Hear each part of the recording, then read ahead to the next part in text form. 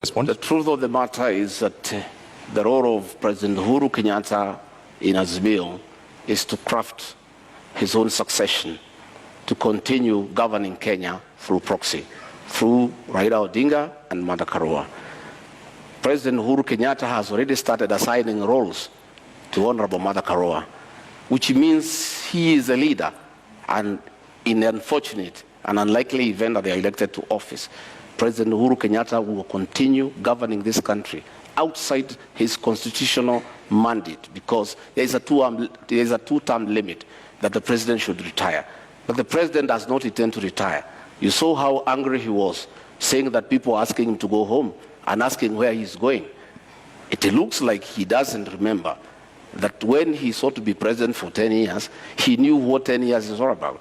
He cannot complain that people are asking him to go. Nobody is asking him to go. It's the Constitution.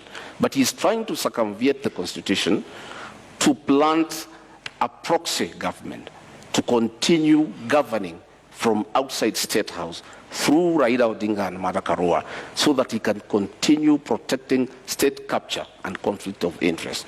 And Martha Karua has already been assigned that role.